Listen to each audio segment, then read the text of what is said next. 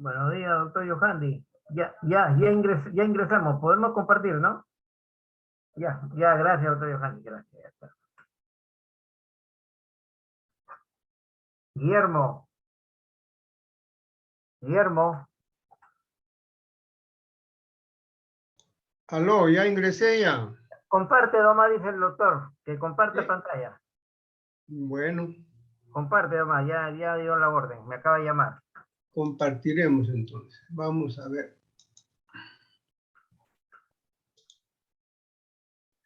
¿Se ve? Sí, se ve. Muy bien. Entonces, buenas tardes, estimados alumnos, nuevos profesores si están presentes. Yo soy el doctor Guillermo Chávez, cirujano del Hospital Santa Rosa. Hoy día vamos a desarrollar dos temas importantes, lo que es antibióticos e infecciones en cirugía.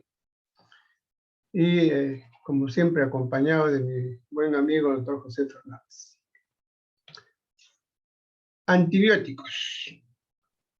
¿Qué cosa es un antibiótico? Es toda sustancia que en el organismo es capaz de destruir. En este caso se llama bactericida. O inhibir el crecimiento, en cuyo caso se llama bacteriostático. ¿De quiénes? De las bacterias. Pero este debe ocurrir sin afectar a nuestras células.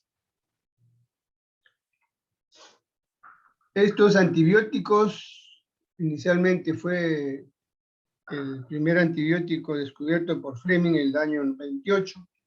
Luego de eso ha pasado muchísimos años y ahora se ha industrializado. Y todos ellos con actividad antimicrobiana. Entonces tenemos antibióticos de origen natural o biológico y los semisintéticos. Hay que recordar estos tres conceptos. ¿Qué cosa es una bacteria? Una bacteria es un organismo unicelular, muy pequeñito, de 0.2 a 4 milímetros de diámetro. Son procariotas. ¿Qué quiere decir? No tienen núcleo. Por lo tanto, estos antibióticos tienen también diferentes formas. Tienen formas de cocos, bacilos, etcétera, etcétera. Y en nuestro organismo existe gran cantidad. Nuestra flora bacteriana normal. No producen daño. Es más, hay una simbiosis entre nosotros, porque van a ayudar a nuestro metabolismo. Por ejemplo, en la producción de vitamina B, vitamina K y en la defensa, etc. Y otros, por supuesto, otro tipo de bacterias son los que van a producir las enfermedades. El término bacteriostático es cuando el antibiótico va a inhibir el crecimiento de la célula bacteriana. Inhibe su crecimiento, inhibe su desarrollo.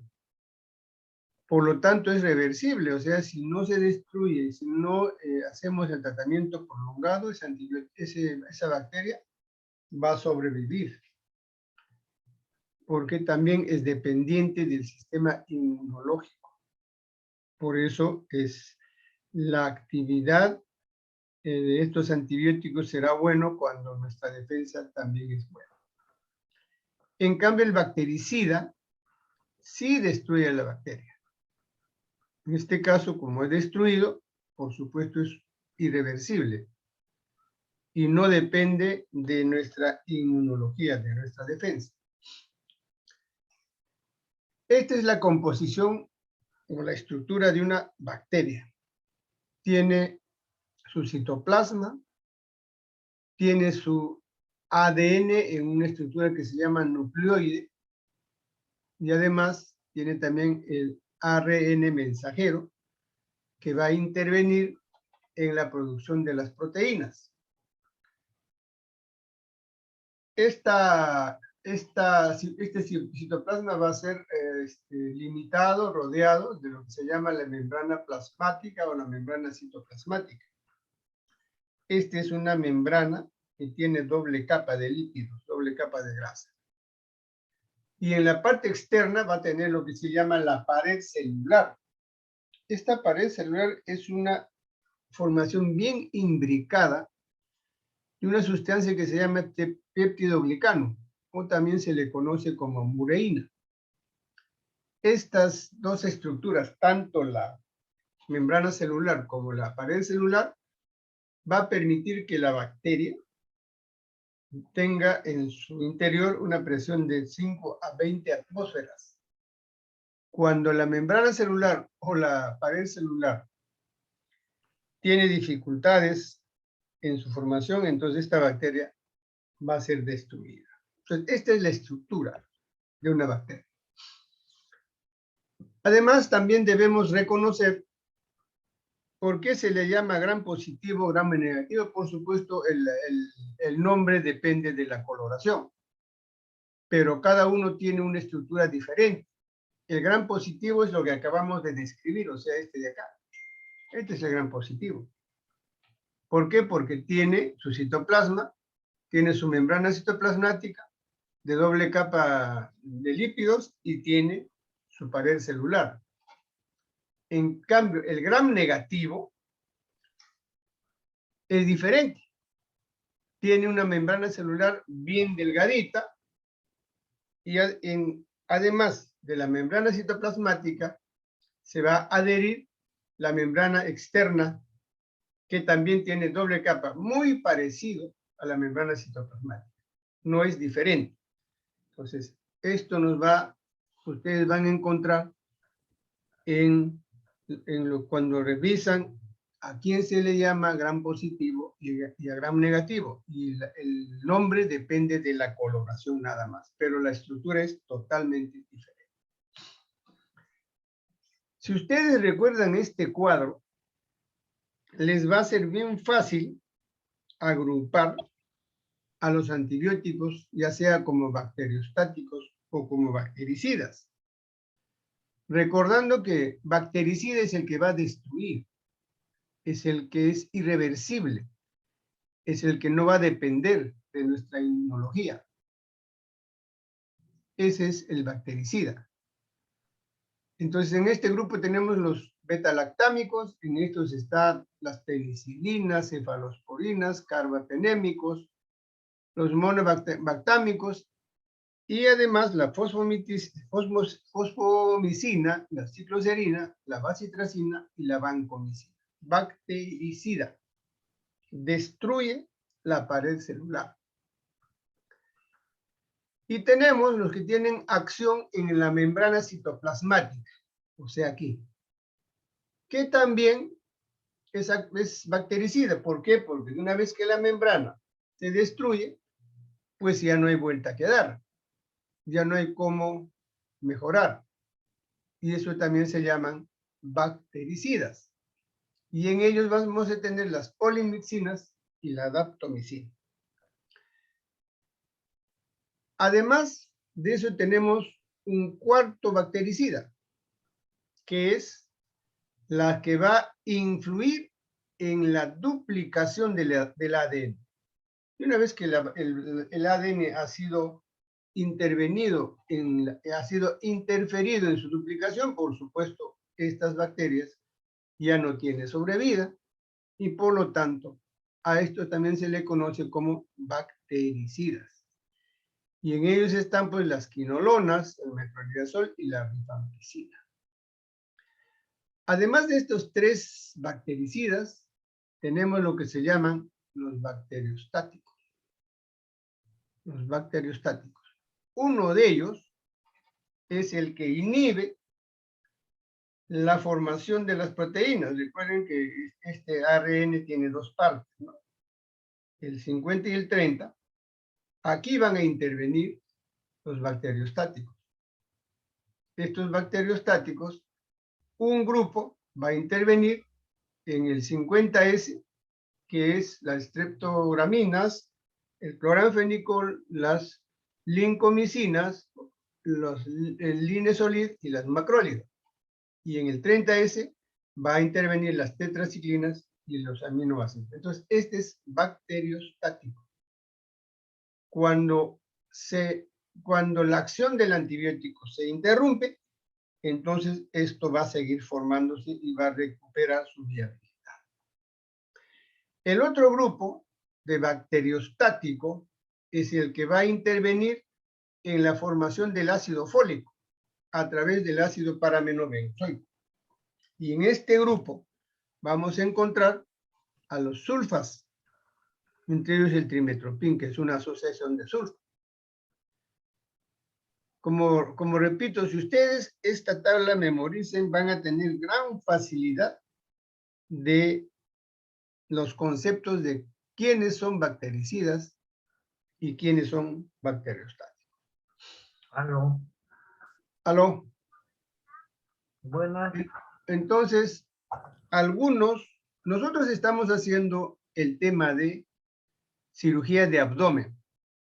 Por lo tanto, los que vamos a mencionar, las que están en rojo, son los antibióticos que vamos a utilizar en el abdomen. Y es de nuestro interés en esta clase. Las aminopenicilinas, por ejemplo, sensibles a la beta-lactamasa. Tienen actividad en E. coli, Proteus, hemófilos, o sea, en las enterobacterias en general. También las penicilinas antiseudomonas. Entonces, esto es de nuestro interés porque estamos desarrollando la clase de cirugía de abdominal, no siendo menos importante los del cuadro de arriba, pero eso es para una clase diferente. También las cefalosporinas que tenemos de 4 generaciones, ¿no? Los de la primera generación son cefadroxil, cefazolina, cefalexina, cefalotina y cefradina.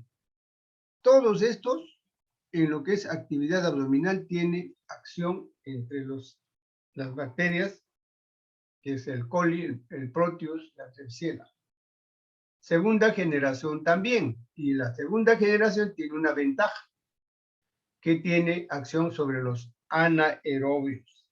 O sea, estamos hablando de los bacteroides flagelos. Tercera generación, en los gram negativos y todas las enterobacterias. Y la cuarta, además, ¿no? Tiene una especificidad, su acción sobre la pseudomona, que es una bacteria oportunista. Esto es una relación de lo que llamamos las enterobacterias. Entre ellos tenemos los gram negativos aerobios, o sea, dependen para su viabilidad de la presencia de oxígeno. Y recuerden siempre estos nombres, ¿no? Gram negativo aerobio. Este es propio de la flora intestinal, por favor, cuando hagamos los seminarios o los casos clínicos, a veces se les pregunta, ¿y por qué están sufriendo tal antibiótico? No es porque se le ocurre a nadie, sino sabemos que nuestra flora normal está constituido por ellos. Ellos están ahí. ¿Y quién es el más frecuente? ¿Quién es el que lidera este grupo? E. coli. Pero acá hay un tema. Estas bacterias se llaman facultativo anaerobio, o sea, en ciertas condiciones, o sea, cuando las condiciones no le favorecen con el oxígeno, pueden convertirse en anaerobio y hacernos daño como anaerobio. Por eso se llama anaerobio facultativo. En cambio, las enterobacterias, el estrepto, etcétera, todos ellos no tienen mucha acción en nuestro organismo. Y entre los gram negativos anaerobios, ¿quiénes son? Bacteroides fragilis, el Clostridium difficile, el Fusobacterium, los más importantes. Hay más, pero de estos tres, el que lidera al grupo es Bacteroides fragilis. Entonces, más o menos un resumen de estas tablitas que lo deben tener memorizado. Dicho esto, vamos a revisar qué significa profilaxis antibiótica. Este es cuando se utiliza un antibiótico para prevenir o controlar una infección en aquellos procedimientos quirúrgicos que tienen riesgo. Por eso se llama profilaxis. profilaxis. ¿Qué principios debe cumplir? Esta decisión debe beneficiar el riesgo para los pacientes que depende de quién, de infectarse de la herida operatoria. Por ejemplo, es una herida que no se está haciendo una verdadera sepsia antiséptica, hay que hacer profilaxis. O una potencial severidad y consecuencia de la infección del sitio operatorio. Por ejemplo, se está operando una peritonitis y no se pudo controlar y se contaminó la pared del abdomen con la sustancia purulenta. Hay que hacer profilaxis. Y hay que ver la efectividad del paciente, sobre todo si está bien nutrido o no está bien nutrido. ¿Cómo vamos a seleccionar? Cirugía prolongada, más de 6 horas, debe tener profilaxis. Cuando se ha perdido una sangre en forma importante, también se debe hacer profilaxis.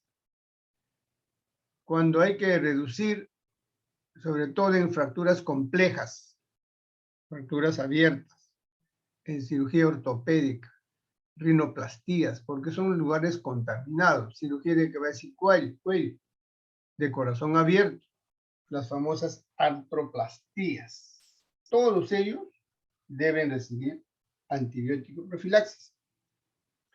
En cambio, en el caso nuestro, los más importantes son cuando nuestra cirugía demora más de 6 horas o cuando hay una gran cantidad de pérdida de sangre.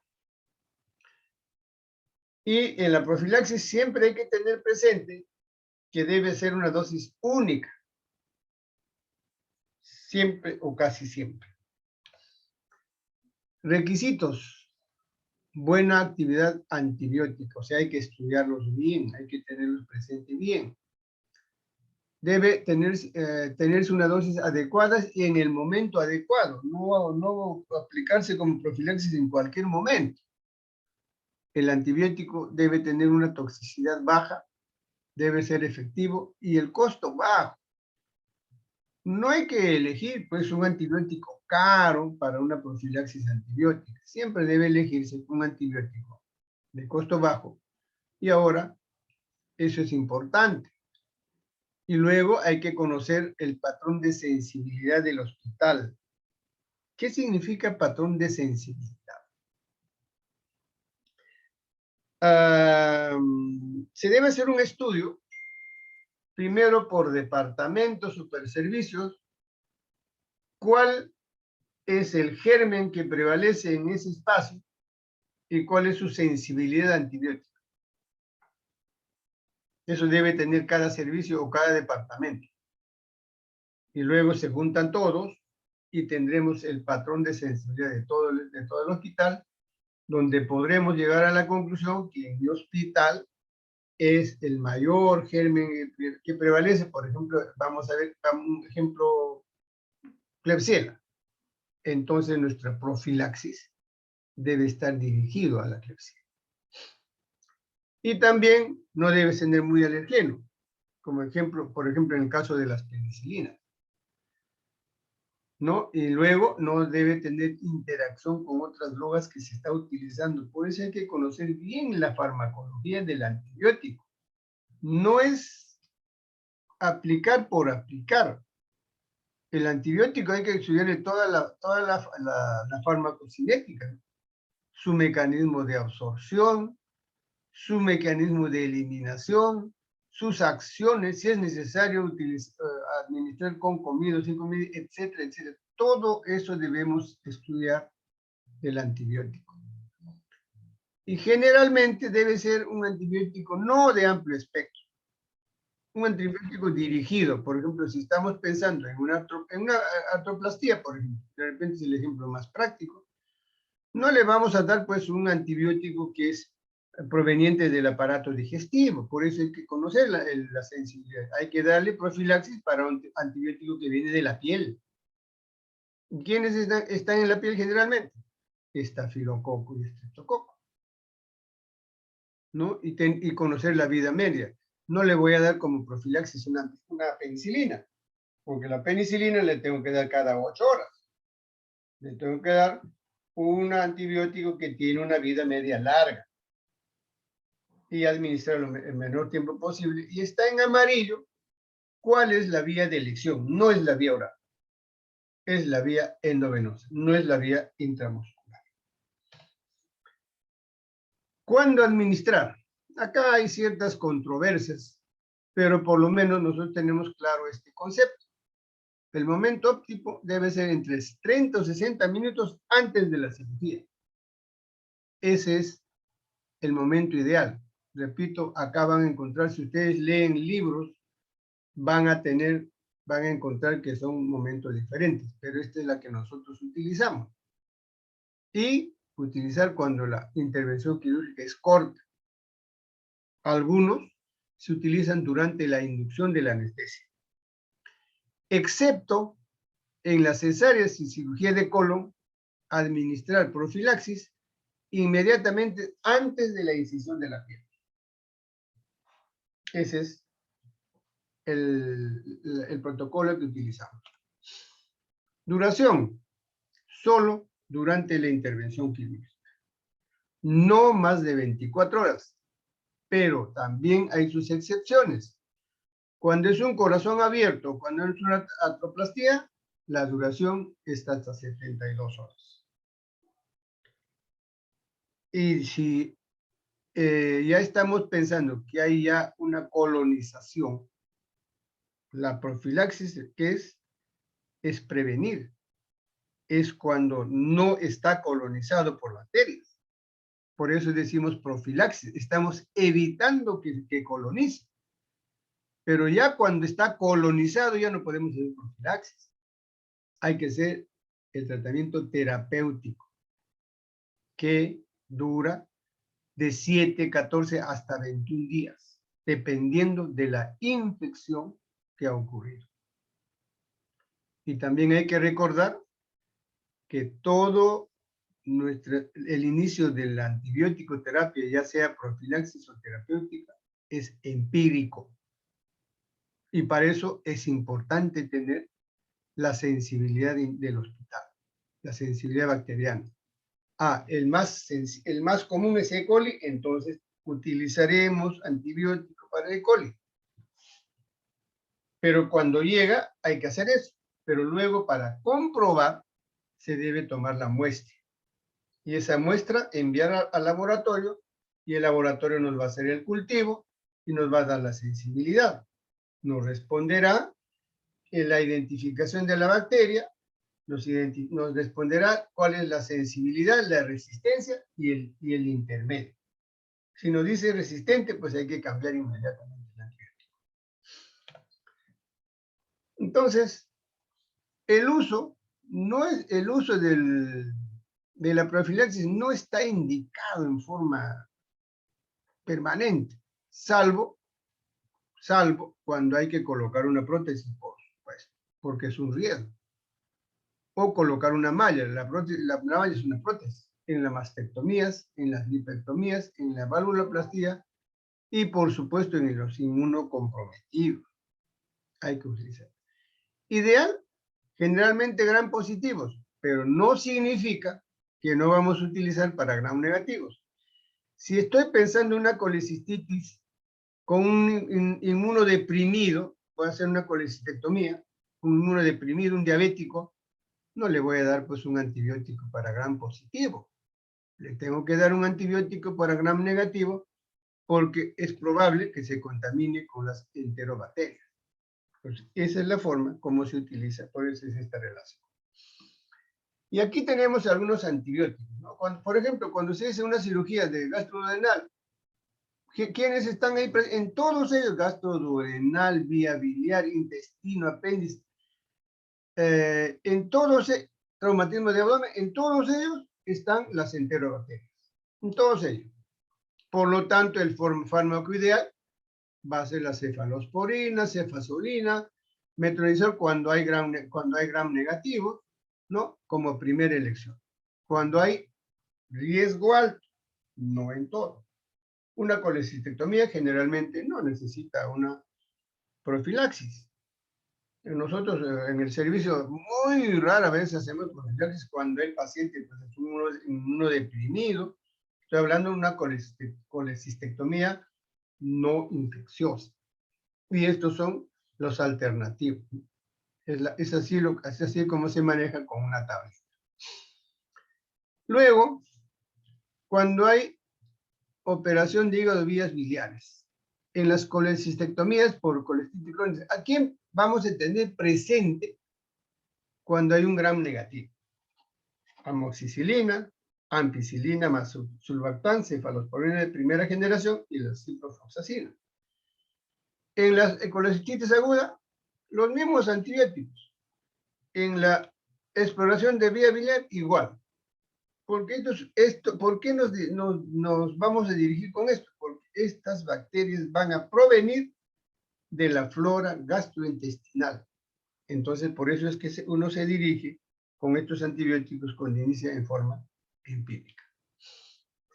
Intestino delgado igual, divertículo, ¿quién necesitan? Los anaerobios y los gram negativos. Entonces, los antibióticos están dirigidos a ellos. En apéndice lo mismo. Y en perforación, en los volúmenes, los mismos antibióticos, dirigidos al gram negativo y al anaerobio. En todos ellos. En conclusión, ¿qué usar? Moléculas de espectro reducido, orientar su uso en periodos de la flora de donde viene a ser órgano blanco. Conocer la flora hospitalaria otra vez, para que se acuerden, y tener presente la farmacocinética. Por favor, tienen que ustedes estudiar, revisar, repasar la farmacocinética de cada antibiótico que van a utilizar. No pueden recetar un antibiótico porque me dijo el doctor A. No. Y eso está en relación también a su función renal, a su función hepática. Ustedes no pueden utilizar, por ejemplo, aminoglucósidos en un paciente que tiene un compromiso renal. En eso hay que distanciar y reducir la dosis, depende de cada paciente. ¿No? Lo mismo, ¿por dónde se elimina el otro grupo? Por la vía hepática. Entonces, todo eso tienen que conocer, estimados alumnos. No sean facilistas. Revisen el antibiótico que van a utilizar.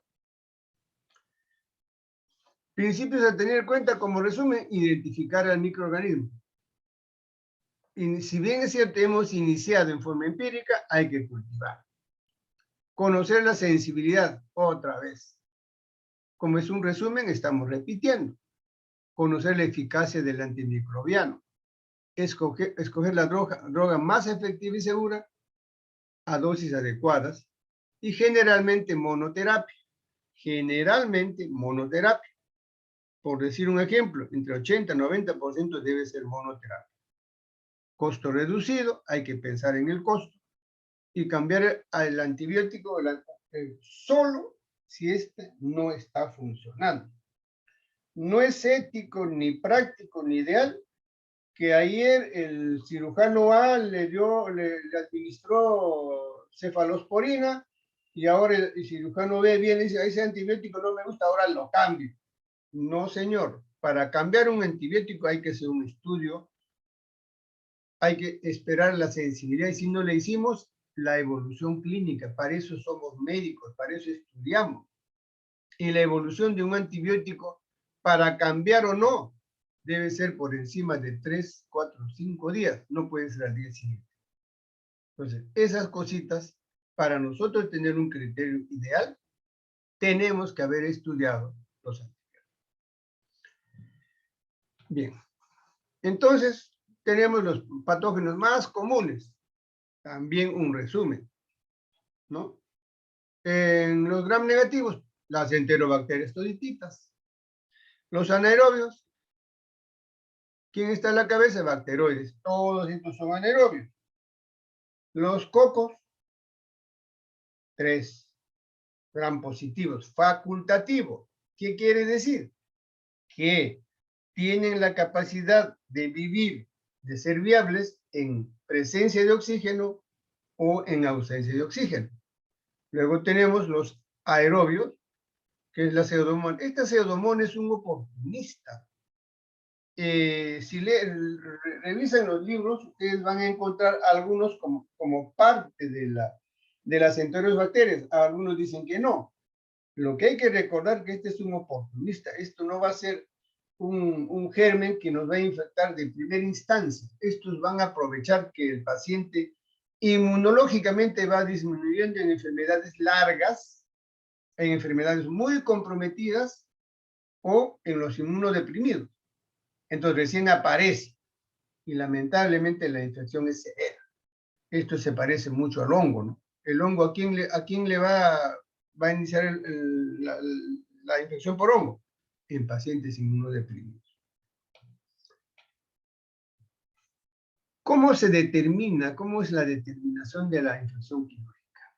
Tenemos tres: lo que corresponde a las propias bacterias, lo que corresponde a nuestros mecanismos de defensa y al medio ambiente. Cuando los tres confluyen, hay una probabilidad de infectarse. En lo que respecta a las bacterias, existen dos grupos, las endógenas y las exógenas. ¿A quién se llama las endógenas? A nuestra flora normal abdominal, del gastrointestinal. ¿Y a qué se llaman exógenas? Los que están fuera de nuestro organismo, que se aprovechen e ingresan para hacer una infección. Lo que corresponde a los mecanismos de defensa, los mecánicos. Nuestra piel no puede faltar, nuestra mucosa no puede faltar, no puede haber fisuras. Porque hay fisura en piel, que es una defensa mecánica, o en mucosas, por ahí van a ingresar la flora normal. Recuerden que en la piel tenemos flora normal, esa flora nunca va a desaparecer, y además es una flora que va a servir para nuestra defensa. Los biológicos, la defensa celular, cómo estamos de leucocitos, cómo estamos de monocitos, cómo estamos de células gigantes. Y las humorales, los anticuerpos, o sea, el sistema defensivo. Y el otro es lo que es en nuestro entorno, pues el medio ambiente. ¿Acaso los que están viviendo las personas sin agua y sin desagüe no están en más riesgo de hacer una infección? Por supuesto. O cuando la basura está alrededor, por supuesto. Entonces, estos tres factores van a confluir para que nosotros seamos infectados por una determinada bacteria. Factores que inciden. Tres factores. Factor paciente, factor herida y factor tisular, ¿no? Este es propiamente de nuestro organismo. En lo que se refiere al factor paciente, son los endógenos y exógenos. ¿Y a qué se llama cada uno? Factor paciente. Endógeno, la edad. ¿Quiénes están más riesgo? ¿El recién nacido, el adolescente, el adulto o el adulto mayor? Por supuesto, el recién nacido y el adulto mayor. Si tiene una enfermedad preexistente, un diabético, uno que sufre de enfermedad cardiovascular, más riesgo. El obeso.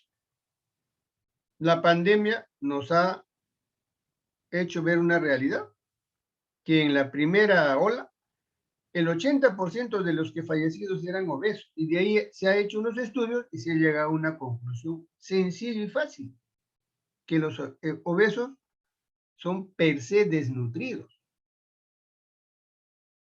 Per se desnutridos, por lo tanto su defensa es baja. En los pacientes que están mucho tiempo hospitalizados, a veces el paciente se fastidia cuando se le dice, señor, usted tiene que salir de alta mañana. No, yo me tengo que ir sano. Pero lo que el paciente no entiende es que si tenemos al paciente hospitalizado, vamos a tener las infecciones intrahospitalarias, que se pueden comprometer con, por ejemplo, una neumonía. Es preferible una neumonía con germen de la casa que del hospital. Las operaciones abdominales, si ha habido lesiones, si ha habido derrames de contenido gastrointestinal, por supuesto, es un riesgo. Los cánceres, ni hablar, ¿no? Infecciones en los sitios remotos, o sea, por ejemplo, las fracturas expuestas. Y la desnutrición y el tabaquismo. Eso son lo que corresponde al propio paciente. Pero también hay los exógenos. Duración de la operación. El paciente que ha sido operado en 5 horas, 6 horas, 8 horas, tiene mucho más riesgo de infectarse en un paciente que ha sido operado en 2 horas. Cuando se nos perforó el guante, hemos contaminado, ya sea por el talco, felizmente ahora ya el talco no se usa, pero los gérmenes de la mano. Nosotros nos hemos lavado bien la mano, pero eso es para disminuir la cantidad de gérmenes, no es para que nuestra piel de la mano quede estéril, solamente queda disminuido la cantidad de gérmenes, nos vamos a contaminar. No es lo mismo operar una emergencia o urgencia o un paciente que ha sido programado en forma electiva. Por eso es que a veces los pacientes dicen, doctor, tengo una hernia, un bulto acá, hace 10 años vengo para que me opere por emergencia. Y la respuesta debe ser no, desde ese momento. Pero doctor, es que yo tengo que trabajar, es preferible prepararlo bien y operarse, ¿no? También es importante la hora y el día, la hora del día. ¿Esto qué significa? ¿Por qué es importante? ¿Por qué tenemos que revisar este tema? A ver, el doctor Z llega al hospital a las 8 de la mañana, bien dormido, bien bañadito y con un buen desayuno. Va a operar feliz, silbando, cantando, bromeando, como siempre lo hacemos. Muy bien. ¿Será lo mismo el resultado, la respuesta de este cirujano que un cirujano a las 3 de la mañana viene un traumatismo abdominal o una apendicitis común y corriente, con peritonitis, que opera a las 3 de la mañana, había almorzado normal, había cenado a las 7 de la noche, y ha operado desde las 8 de la noche hasta las 3 de la mañana, y a las 3 de la mañana le llega una peritonitis? ¿Será lo mismo la intención? ¿Será lo mismo el rendimiento? No, nunca. Y eso es lo que no entienden los administradores, no del hospital, los políticos. El doctor ha estado durmiendo pero no sabe si ese médico estaba descansando después de haber operado desde las 8 de la noche hasta las 3. Entonces, es un riesgo, porque el cirujano estaba cansado. Ahora, también se dice que en el mes, en el año, que más riesgoso es en el verano, que en el invierno, etcétera. Bueno, pero ahí está la estadística. Y las contaminaciones por el aire. No podemos tener un salón de operaciones expuesto hacia el exterior, porque por ahí, con el aire va a entrar los gérmenes. Tiene que ser, ahora se habla de aire laminado. Bueno, no sé si todos los hospitales tienen el aire laminado. Todo eso tenemos que ver, y todo eso es un factor de riesgo que va a aumentar la incidencia de las infecciones. El factor herida, los tipos de herida. ¿La herida limpia se va a contaminar? Muy probablemente un 2%. La herida sucia ya está sucia, ya está con purulento, entonces más factor para la infección. La contaminación, por ejemplo, un traumatismo por arma blanca. El cuchillo no estaba lavado, o sí, o estaba estéril. El punzón estaba lavado, inclusive los maleantes preparan el punzón con heces. Entonces, es un factor. Luego, en la eliminación de preoperatoria del pelo, hasta el año 90, si mal no recuerdo, se rasuraba a todo paciente que entraba a las operaciones, a toditito, se le dejaba sin vellos, genitales, muslos, etc. Pero luego se hizo un estudio largo, un estudio bien hecho, y nos dijeron, bueno, pues, ustedes están rasurando, están comprometiendo porque están ocasionando más infección que cuando no se rasura. Es suficiente un buen baño. Porque al rasurar, ¿qué van a producir? Fisuras en la piel. Fisuras. Cuando los varones nos afeitamos la cara, dejamos fisuras que no la vemos. Por ahí entra la bacteria. Y si van a rasurar los genitales, inclusive veíamos pues grandes fisuras visibles. Por ahí entra el microbio y por ahí va a contaminar nuestra cirugía. Entonces, después que apareció ese estudio, ha desaparecido los rasurados genitales. Lo que se hace más, lo que se hace ahora, se llama tricotomía. Hay que recortar si el vello es muy grande. Nada más recortar, dejar un vello de 1 centímetro, medio centímetro. Recortar con tijera, pero no rasurar. Y es más, cuando el vello es un montón abundante, ¿qué hacemos los cirujanos? Solamente vamos a recortar el vello de la zona que vamos a hacer la incisión, nada más. Una línea, una rayita, el resto se lo dejamos. Entonces, eso también es un riesgo. El lavado de la herida. La herida hay que lavarla bien. La piel hay que lavarla bien para disminuir la cantidad de gérmenes, no para esterilizar. Lo que queda, lo poco que queda, debe ser controlado por nuestra defensa inmunológica. Y por supuesto los vendajes adhesivos. A veces, no sé si nos sobramos o nos faltamos, ¿no es cierto? Es que ponen una gasa y ponen esparadrapo a todo lo ancho y largo del abdomen. ¿Y qué estamos haciendo? Cuando sacas el esparadrapo, sale el esparadrapo más la piel. Entonces, la fijación de la post debe ser lo necesario. Ahora, salvo pues que es una pared que está sangrando, bueno, aceptable ese riesgo. Pero en todo paciente, no. Los esparadrapos que se usan deben ser bastante delgados. ¿Quiénes aumentan en la incidencia en lo que respecta al factor tisular? El riego sanguíneo. Este riego sanguíneo debe ser bueno. ¿Y quién es el enemigo del cirujano? La grasa. Pacientes que tienen abundante panícula adiposa en la pared abdominal tienen un alto riesgo de infectarse y esto hay que advertirlo. Y cuando nuestra inmunidad está baja. Muy bien, esos son los factores de riesgo. Y ahora revisaremos lo que se llama la infección del sitio operatorio o la infección del sitio quirúrgico. ¿Qué es esto? Esta es una complicación infectándose el sitio que se ha operado, el sitio que se ha hecho la incisión. Por supuesto, entonces entenderemos que esto va a desarrollarse luego de haber realizado la incisión en nuestro organismo. Esa es la definición del ISO o de la infección del sitio operatorio.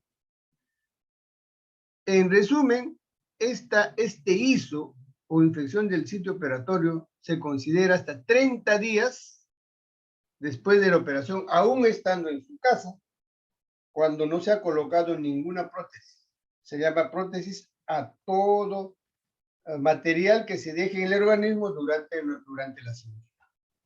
Por ejemplo, las mallas. Y cuando tiene una prótesis, es hasta 1 año considerado uso, o sea, 1 año no debe infectarse. Y acá uno se pregunta, ¿no?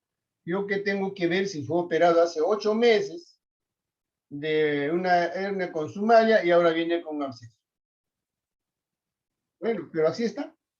Así lo han desarrollado. Y hay que aceptarlo.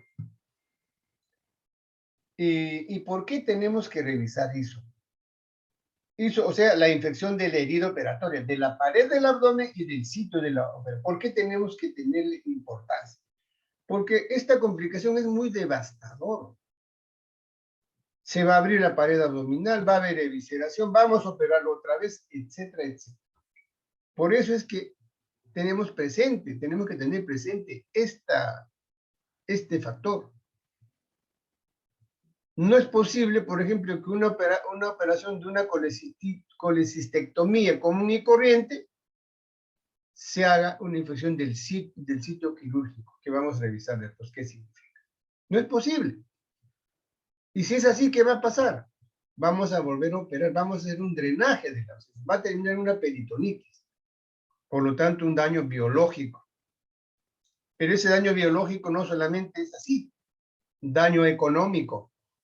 De repente el paciente no lo paga, pero lo paga las instituciones. Ya, obviemos eso, lo cual no se debe obviar, pero puede terminar en incapacidad y en muerte. Por eso es que ahora en el ISO se le da mucha importancia, muchísima importancia, porque puede terminar incapacitado o muerto. Objetivos. Diagnóstico oportuno. Perdón, ¿qué pasó? Tratamiento oportuno, o sea, no debemos, una apendicitis, por ejemplo, es un ejemplo que voy a poner constantemente. No es lo mismo operar una apendicitis en estado no complicado que complicado. En no complicado, pues un diagnóstico oportuno, se hizo el diagnóstico a las 13 horas, 14 horas, 15 horas, se operó muy bien, se va a su casa al día siguiente. Pero un complicado, peritonitis, y va a terminar hasta incapacitado. Entonces, con eso hay que disminuir la incidencia del ISO, disminuir los costos de las complicaciones, mejorar la calidad. Eso depende, pues, de la calidad de atención. Si los médicos estamos comprometidos, si a mí me llega una apendicitis y tiene, pues, 20 horas y estoy a las 4 de la tarde, a las 5 de la tarde, o 6 lo programo. No digo, no, que se quede para el turno de la noche. El turno de la noche, no, lo patea para el día siguiente. No. Y tiene que tener información adecuada. En los hospitales están controlados, vigilados, como calidad de atención en cirugía, lo que corresponde a vesícula y a hernias. Entonces tiene que tener una incidencia muy baja de los ISOs. Hasta el año 92 era un pandemonio, por decirlo así, por decir algo, manejar las infecciones de herida superior. Cada quien terminaba, le ponía un nombre.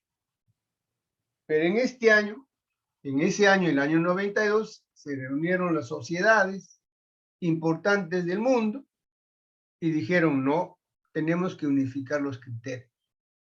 A partir de ahora, se va a llamar infección del sitio operatorio, por eso se llama ISO, o infección de la herida quirúrgica. Y a partir de esa vez, ahora todos los hospitales manejamos el mismo criterio. Y tenemos este cuadrito, por favor, recuérdenlo bien. Por favor, estimados alumnos, no que mañana en la clase, ¿qué es ISO superficial? No sé, no pues. El ISO superficial, o también se llama ISO incisional superficial, es cuando se infecta la piel y el celular subcutáneo. A eso le llamamos a un ISO superficial. Este paciente fue ingresado a sala de operaciones en condiciones óptimas y aparece con una infección de la herida. Preocupante, ¿no? Y se llama ISO incisional profundo cuando se infecta la aponerosis, llamado también fascia, y el músculo. Ese es el ISO profundo. Y el otro se llama ISO órgano-espacio, o sea, la infección está ocurriendo en el lugar donde se hizo la operación. Por ejemplo, vesícula biliar, apéndice, colon, hígado, etc. Ese es el ISO órgano-espacio. Bien fácil de recordar. No, pues mañana en las prácticas, probablemente los profesores que hacen la práctica van a preguntar y dicen, no me acuerdo. Y dicen otras cosas. Ese es el ISO superficial, profundo y órgano-espacio. ¿Cómo vamos a determinar el ISO? Superficial, repito, superficiales, piel y celular subcutáneo. ¿En quiénes ocurre? 30 días en los que no tiene prótesis y 1 año en los que tiene. Pero ¿Quién hace el diagnóstico? El cirujano. O cuando hay signos de flogosis, dolor, tumor, dolor y calor. O cuando está drenando pus, pues ya ni modo, ya no hay forma de decir que no hace. Entonces, o cuando se ha aislado al germen, se ha hecho un cultivo, entonces nos dice el laboratorio de qué germen se trata y con su sensibilidad. Entonces, el diagnóstico lo tiene que hacer el cirujano, el médico. Pero en este grupo no está pues, los famosos seromas, o sea, la colección de suero ni la colección de sangre. El profundo. Aponeurosis, dehiscencia, suelto, se soltó. Y aquí hay pus, ¿dónde? En el músculo.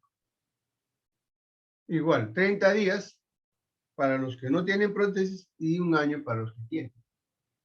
¿Y quién hace el diagnóstico? Lo mismo, el cirujano va a explorar, de repente viene pues todo edematoso, suelta los puntos, ya están sueltos, en este caso están sueltos, solitos. Inclusive hay dehiscencia de aponeurosis. Ya estamos en el músculo, cerquita para que llegue el peritoneo y se haga una evisceración. Los mismos criterios, ¿no? Hace el cirujano, mira la pus, dehiscencia de la sutura, ¿no? O se cultiva y se aísla el microbio. Hizo profundo. Órgano espacio. Los mismos criterios, pero ya aquí han hecho una cirugía de apéndice, me parece, otra vez se ha hecho una colección purulenta. ¿Y quién hace el diagnóstico? Los mismos criterios. Identificación de pus. Acá no vamos a buscar pues, signos de flogosis, ni tampoco el profundo, ¿no? Los signos de flogosis solamente es para la superficial. Acabamos de verificar que hay secreción purulenta, que hay compromiso de fibrina en todas partes, alrededor de donde está la infección, y hay que aislar al germen. Entonces, ¿quién determina esto? El cirujano. Entonces, ese, por favor, lo del ISO, no se olviden. Superficial, profundo y órgano espacio. El superficial, el que compromete la infección de la piel y el celular subcutáneo, o sea, la grasa. El profundo, cuando la infección compromete la aponeurosis y el músculo. Y el órgano espacio, el lugar donde se ha realizado el acto. Y vamos a ver ahora qué cosa es una herida. Una herida es una solución de continuidad, así lo describen, es una disrupción, una separación de los tejidos por una agresión física. Esa es una herida. Y esta agresión puede ser, pues, cortes, punzantes, quemaduras, traumáticas, todos los tipos de trauma, herida. Y este cuadrito nos dice que las heridas quirúrgicas son de 4 tipos. La limpia contaminada, la contaminada y la sucia. Fácil de acordarse. La limpia es una herida que ha cumplido con todos los medios de bioseguridad, se ha hecho la cirugía adecuada. La limpia contaminada es porque se me estaba haciendo una cirugía, de repente tosí y contaminé. La contaminé. Y la contaminada, ya hay exposición y hay cuerpos extraños, hay sangre, hay tierra, etcétera, etcétera. Y la sucia, cuando hay francamente pus. Los 4 tienen factores de riesgo. En el primero, no debe haber infección. Solamente 1 o 2%, por lo tanto, no necesita ningún tipo de antibiótico. En el segundo caso, lo contaminé. Por lo tanto, el riesgo de infectarse hay un 10%. Ahí debo hacer la profilaxis antibiótica.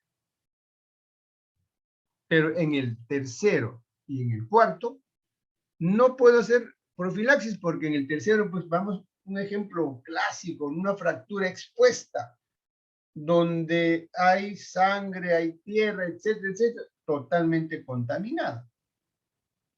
Entonces, tratamiento terapéutico. Y en la sucia, creo que no vale ni el comentario, porque hay pus y tiene que tener antibiótico terapéutico. La limpia. Vamos a aclarar algunos conceptos. No ha violado ningún principio de asepsia. O sea, se hizo una cirugía con un corte lineal, con sus campos operatorios, la mano está protegida, etcétera, etcétera. Debe ser una cirugía de menos de 6 horas, no hay tejidos desvitalizados, o sea, no hay tejidos en pedacitos, ¿no? Rasgado. Felizmente corresponde al 75% de las cirugías electivas.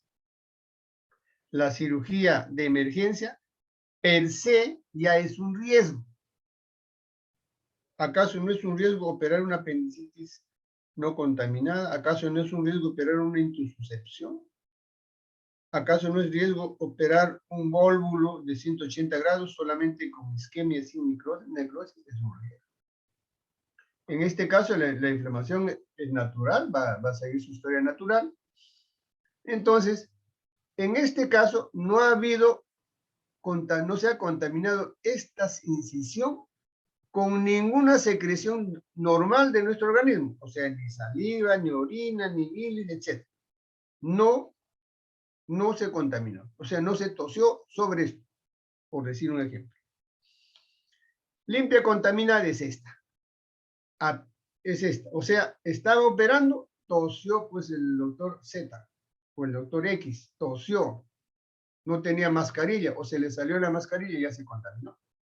Entonces, cuando se contamina con nuestra secreción normal, o estaba operando vamos a ver, la vesícula, se rompió la vesícula, se contaminó. Esa es la limpia contaminada, cuando se contamina con las secreciones normales. En este caso, en esta limpia contaminada hay 2 patologías que están incluidas. Las apendicectomías no complicadas, en caso de abdomen, o sea, no hay pus, no hay peritonitis, tampoco cirugía vaginal, porque la cirugía vaginal ya de por sí es contaminada. Y el otro grupo, en el caso nuestro, son las intususcepciones, cuando no ha sido perforado, cuando está de corta evolución. Esas son las limpias contaminadas. Y las contaminadas, un ejemplo clásico que les decía, ¿no? ¿Qué es esto? Una fractura expuesta. O una perforación de colon contaminado, ¿no? Entonces, aquí ya hay todo un factor 100% para infectarse, por lo tanto el tratamiento será antibiótico, ¿no? O se ha contaminado, por ejemplo, el mismo ejemplo de la vesícula, no fue una litiasis vesicular común y corriente, fue una vesícula purulenta, había pus, se nos reventó y se contaminó el sitio operatorio.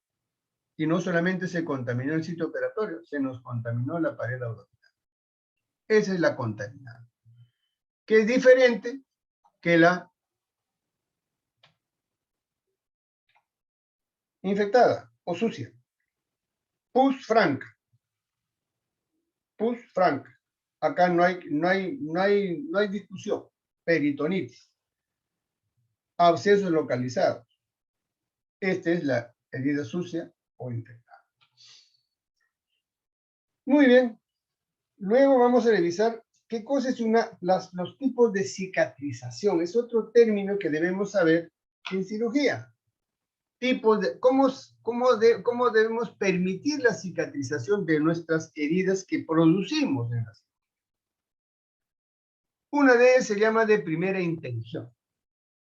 O sea, esta cirugía se ha hecho cumpliendo con todos los medios de bioseguridad, se ha lavado bien, se ha protegido, etcétera, etcétera, y hemos hecho una edición adecuada, cumpliendo estos principios del maestro Halsted que nos regaló hace muchísimos años, ¿no? Que son 6 principios que debemos tener presentes. 1, ausencia de infección de la herida, o sea, asepsia y antisepsia. ¿Qué quiere decir esto? La asepsia es lo que vamos a cuidar la cantidad de gérmenes en la zona. O sea, me lavo la mano para que no haya muchas infecciones. Lavo la piel del paciente para disminuir la cantidad de gérmenes de su piel. Se le lava con antisépticos, luego se le pasa de repente alcoholcito, minimizar. No se esteriliza la piel, no podemos esterilizar. y la antisepsia estéril. O sea, el cirujano no es que se lava la mano, ni el cirujano, ni la enfermera, instrumentista, y opera con la mano a capela. No. El cirujano tiene que iniciar la incisión cubierto con material estéril. Guantes estériles, mandil estéril, aún cubierto la boca, el pelo y los zapatos. Entonces, a eso se refiere el principio 1 de Halster. El principio 2, manejo muy suavecito, delicado, como la novia, los bordes de la herida. O sea, yo no puedo estar agarrando con una pinza los bordes, con una pinza con uña, y estar manipulando. No, señor, no se manipula. Y esto viene el otro tema, hemostasia perfecta. ¿Qué quiere decir? O sea que debo parar la sangre identificando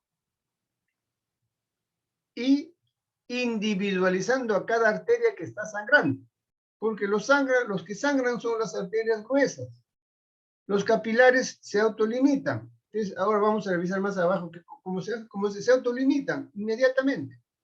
Pero los que van a sangrar son las arteriolas de calibre grueso. Inclusive chorrean, ¿no? Entonces, eso se debe individualizar, no agarrar con toda la grasa, porque estamos haciendo isquemia. Y después dice, hemostasia perfecta. Y dice, buena vascularización. Y parece una contradicción, ¿no? Pero ¿cómo me dicen que voy a hacer hemostasia perfecta y además voy a permitir una buena vascularización? Claro que sí. Si yo individualizo la arteria que está sangrando, el resto va a seguir su principio normal. Los capilares van a seguir con la sangre ahí, pero no lo estoy haciendo isquemia. Luego, tensión mínima, o sea, no puede jalarse los bordes de la herida. Cuando está jalado, se va a romper, va a haber dehiscencia.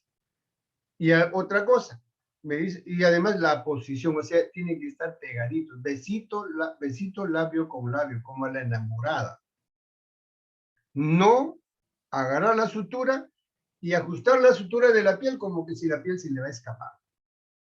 Entonces, estos principios hay que respetar en la cicatrización de primera intención para que mi herida sea lineal, bonita, y el que me diga, doctor, gracias, ¿no? Y hay que suturar el celular subcutáneo. Lo mismo la poneurosis, ¿no? Segunda intención. Esta cicatrización ya es muy larga, ¿no? Cicatrización larguísima. ¿Por qué? Porque si viene con falta de piel, con falta de grasa, por ejemplo, una mordedura canina, el perro se llevó una parte de piel y grasa, y además está contaminado, no voy a cumplir con los principios de que no haya tensión, no alcanza, no puedo suturar. Entonces voy a permitir que que está profundo vaya creciendo progresivamente y finalmente se forme pues una cicatriz ancha, no como aquí, ¿no? Acá una cicatriz delgadita. Y además si los puntos los saco a tiempo ni siquiera se van a ver. En cambio acá, ¿cuánto tiempo demoró? 30 días, 40 días, 2 meses, no lo sé. Depende del tamaño de la herida, del cuidado de la herida, etcétera.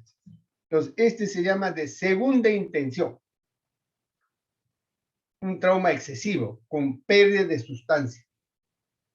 Pero en este grupo también puede estar otro tema. La pared se afrontó mal. No se suturó celular subcutáneo. Después de 7, 8 días nos damos cuenta que este es un absceso gigante. ¡Pus! Pues, ¿qué hay que hacer? Hay que sacar los puntos y dejarlo abierto para que cierre solo. Segunda intención. ¿No? Se infectó, hizo un seroma o hizo un hematoma, el paciente se quejaba, no, sí duele, y se va a su casa. Regresa en 10 días un absceso de 10 centímetros cúbicos, grande.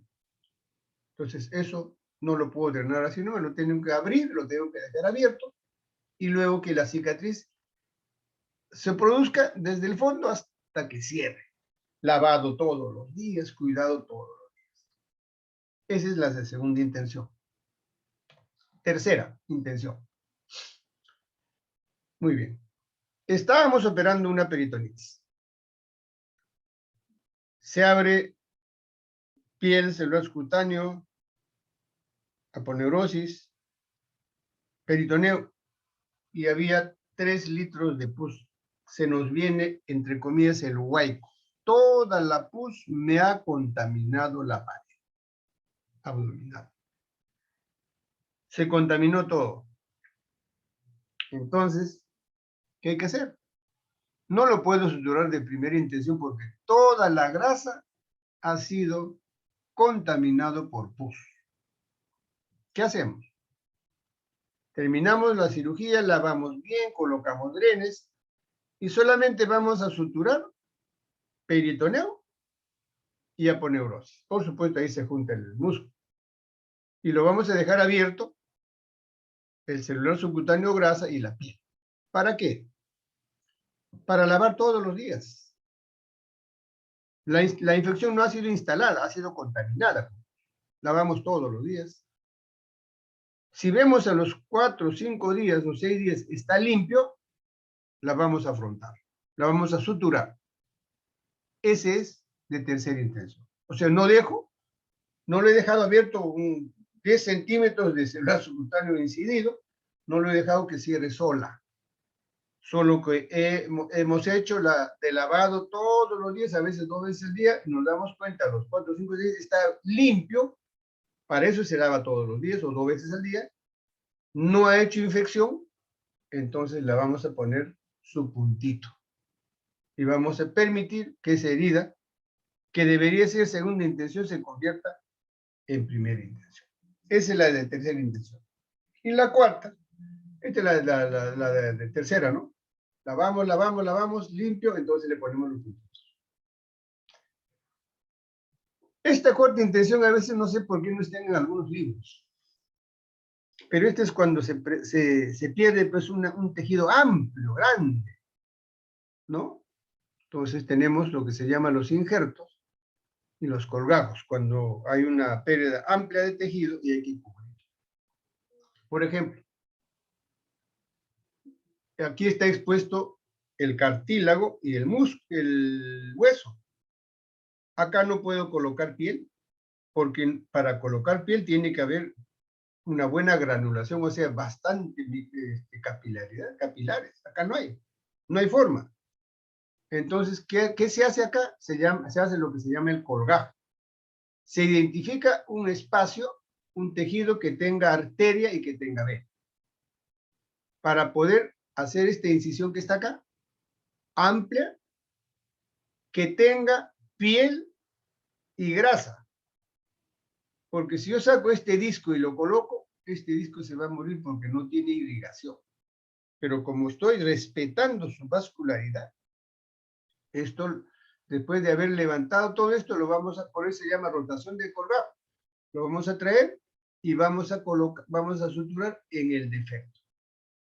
Y vamos a esperar por lo menos 30 días, ir revisando si este ya tiene irrigación propia, y luego de ese tiempo se secciona acá y este pedacito se va a colocar en el defecto que nos queda. Y nos queda la nariz con celular subcutáneo y piel que ha venido de la frente. ¿No es cierto? Eso es lo que se hace en el colgajo. El otro tema es cuando se pierde una zona amplia por quemadura. Se perdió, no hay cómo cicatrizar. Ustedes recuerden que cuando la herida es más de 6 centímetros de diámetro, nunca va a cerrar. Nunca va a cerrar. Entonces, ahí hay que hacer el injerto. Y el injerto, para hacer un injerto tiene que haber la zona de la lesión y la zona dadora. Generalmente la zona dadora es muslo, o es abdomen, o es espalda. Entonces, primero para hacer este injerto, hay que preparar. Hay que hacer lavado diario, que haya un buen tejido de granulación, se llama. O sea, que está rojita, y cuando haces la curación, sale puntitos de sangrecita, entonces buena granulación, y limpia, sin pus, ¿no? Muy bien. Cuando esa está limpia, se va a la zona dadora y se saca piel delgada. ¿Qué quiere decir? No podemos sacar toda la piel, porque imagínense, si sacamos toda esta piel, nos vamos a quedar con una herida acá, que vamos a sacar el injerto de otro lado. Cuando se saca la piel para el injerto, debe quedar los folículos pilosos. Y la piel que hemos sacado, esa piel delgadita, la vamos a cubrir. Y si es muy chiquito, hay que hacer este mallado para que cubra todo.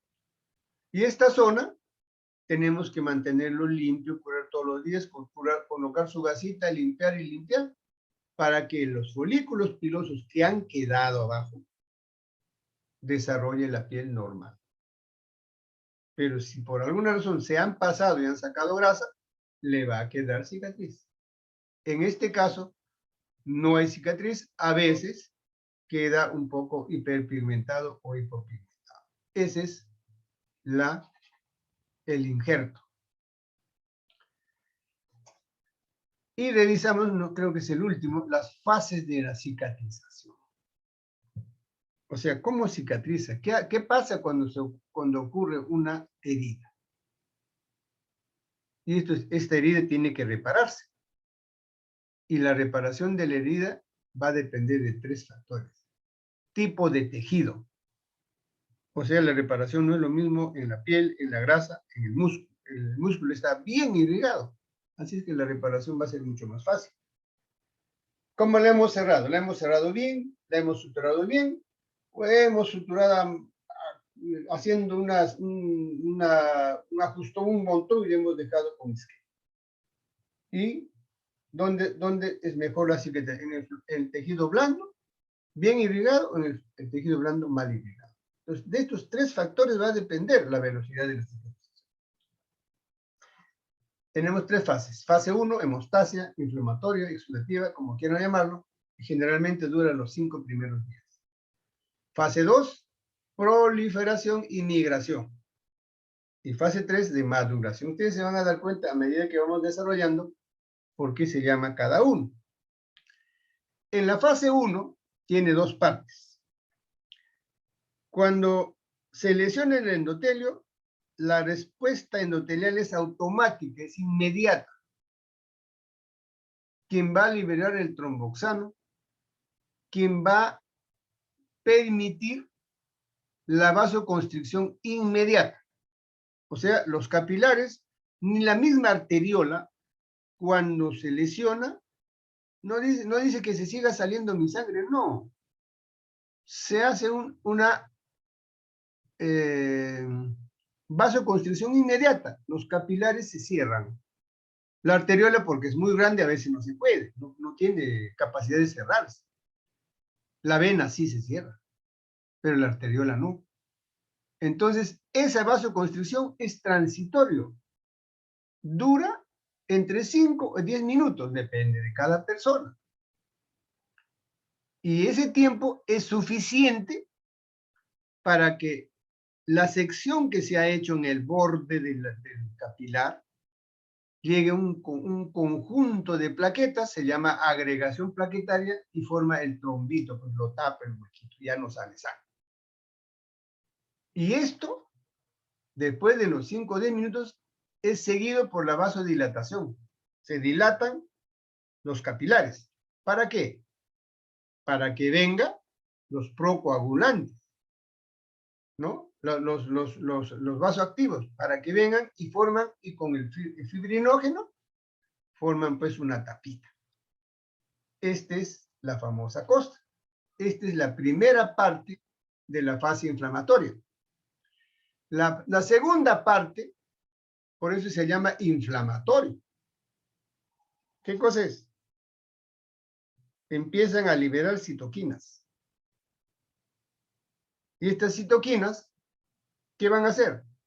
Las citoquinas, los factores tumorales, todos los factores de regeneración van a liberarse en la fase inflamatoria de la fase 1. ¿Qué van a hacer? Agregación, activación de los leucocitos. O sea, vienen los leucocitos para defender esa zona, entre ellos el neutrófilo. Viene la célula plasmática para empezar a hacer una protección individualizada. los linfocitos B y T, monocitos y macrófagos. ¿Para qué? Para cubrir que no se infecte. Por eso se llama fase inflamatoria. Entonces, acá viene pues la fagocitosis por estas células, ¿no? Eliminan los detritus y los cuerpos extraños pequeños.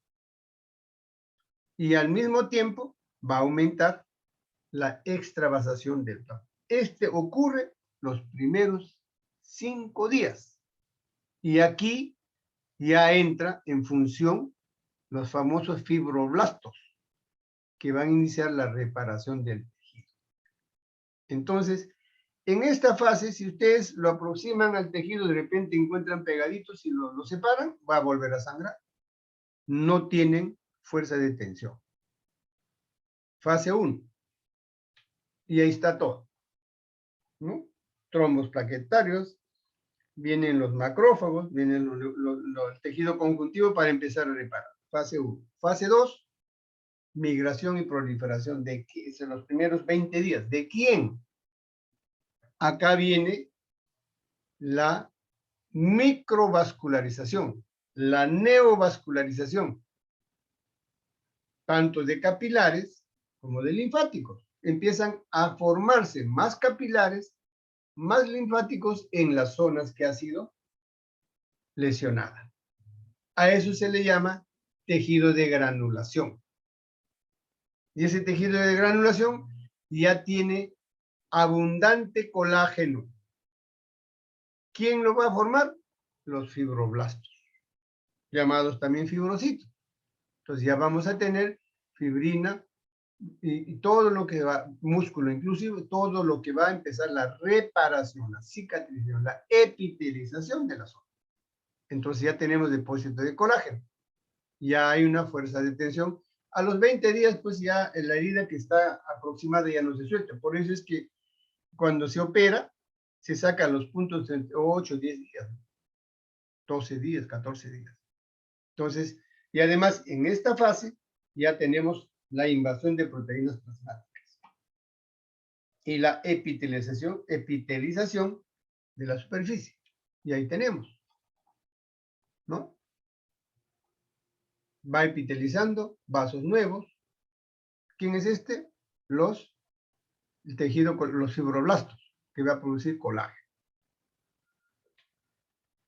La última fase, la tercera, se llama de diferenciación. Ya pues una fase reposada que dura, algunos dicen 21 días, otros dicen 30 días, otros dicen 12 meses, y por ahí he leído un artículo que dice hasta 2 años. Maduración. O sea, la recuperación del tejido como fue antes. Eso se llama la fase de maduración. Ya la fase de tensión ahí es bastante continua después de un año. También hay que tener presente que la fuerza de tensión, o sea, la fortaleza de la piel, solo se recupera entre el 70 y el 90%. En cambio, en el intestino se recupera la fuerza de tensión el 100%. Entonces, acá, ¿quién es el responsable? El colágeno. El colágeno ya es permanente. Aquí vamos a tener todo el tejido colágeno, todos los productos de los fibrocitos. Entonces, esta es la tercera fase. Bien, eso es lo que les quería alcanzar sobre la teoría de hoy. Y por favor, preguntas para poder absorberlos. Dije absorber, no, es absorber. Espero preguntas.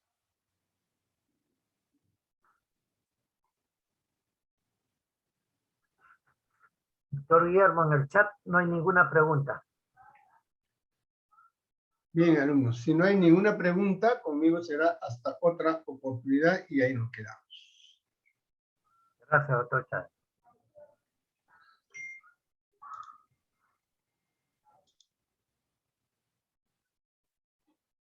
Bien, entonces hasta pronto, hasta otra oportunidad, gracias. Gracias, doctor.